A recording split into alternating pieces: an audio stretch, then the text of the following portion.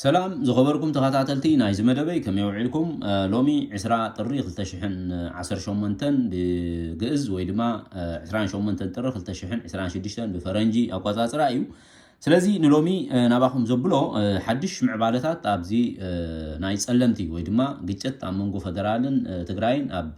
كبابي سلمت زولو انت حدش معبالتات هالو زبل ويدما اتي اوزو لقيت تصح فيحو كم زقصل ام غليصوم زلو سلازي بزعبازي ناباكم قبله اقدم مغن حدثتي سبسكرايب قالو كاشر لايك ناغبركم زا ميديا تعبي ابركتوتات غورو نابلكم ابتي تحستي كاتو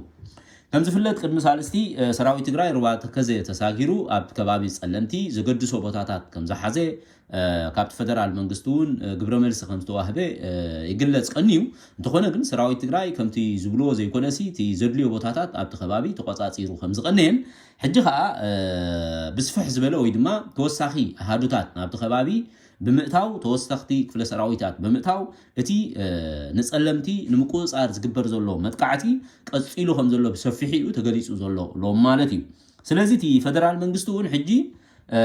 نايدرون متقعتات كومون ناي اغار بتي سراويت مكلخالون غبر ملسي هب كم زلو توساخي نايدرون متقعتات يغبر كم زلوون تفليط له خبرات حوات بزخونه سراويت تግራይ كلن احادوتات ازي سلمتي يكون ولا معراب تግራይ بحفشا ولقايت كبابي ملؤ بملؤ نمقوصار اب لحصره غزي دلوات كهنا كم زلوونون تزاز تواهيبلو بوغن عفار كبابي ويدما دوب تግራይ كباب زلوون ابزون تي سراويت فدرال سراويت نابز كبابي تاتو زون يصقع سلازلو ابزون زغونه حدش ነገራት ፍጠር ከም ዝኽእሉን ኣብ ግምት ብምእታው ኣብዚ ዘሎ ኣብዚ ከባቢ ዘሎ ሰራዊት ትግራይውን ኣብ ምድላው ከም ዘሎ እዮም ዝገልጹ ዘለው ብዙኾነ እቲ ፌደራል ሰራዊት ወይ ድማ እቲ ፌደራል መንግስቲ ንትግራይ ቦታኦም ገዲፉ ኣብ ክንዲ ናብ ሰላም ዝመጽእ ብድሮንን ብኻልእን ግብረ መልስታት ይህብ ከም ዘሎ ምናልባት እውን እቲ ኩነታት ተስፋሕፊሑ ክቅጽል ከም ዝኽእል ናብ መጠነ ሰፊሕ ኩናት ክቅየር ዘሎ ተኽእሎ ዓቢ ምዃኑ እዮም ዝገልጹ ዘለው እንተኾነ ልኡኽ ኣሜሪካ ኣብ አዲስ አበባ ኣትዩ ከም ዘሎ ዝፍለጥ ኮይኑ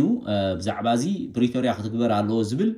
ርእይቶታት እውን ወይ ድማ ከም ዓይነት ጸቕጢ ኣብ ልዕሊ ፌደራል ከም ዘሎ እዮም ዝገልጹ ዘለው ኣብ መንጎ ሰበስልጣን ትግራይን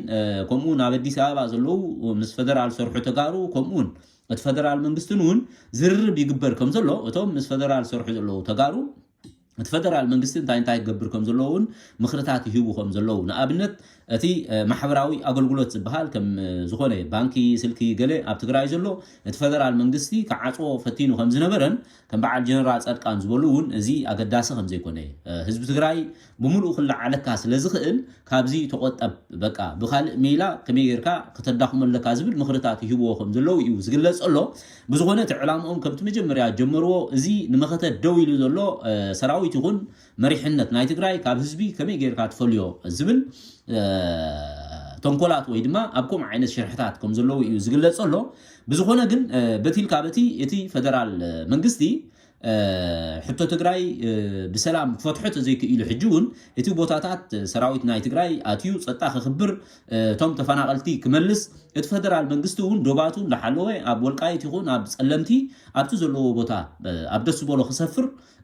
ብዛዕባኡ ተቃውሞ ከም ዘይብሎም እንተኾነ ግን ነቲ ከባቢ ተቆጻጺሮም ህዝቦም ተፈናቂሉ ዘሎ ክመልሱ ግን ሙሉእ 100% ተበጊሶም ከም ዘለውን እዚ ኩነታት እዚ ንድሕሪት ከም ዘይብልን እዩ ዝግለጽ ዘሎ ክብራት ሓዋት ስለዚ እታ መፍትሕ ኣብ ኢድ ፌደራል እያ ዘላ በዚ ዝኸዶ ዘሎ ብኣጋር ይኹን ብድሮናት ብገለ መጥቃዕቲ ክቅጽል ድዩ ወይ ድማ እዚ ደዋ ቢሉ ከምቲ ትግራይ ዝሓትዎ ዘለው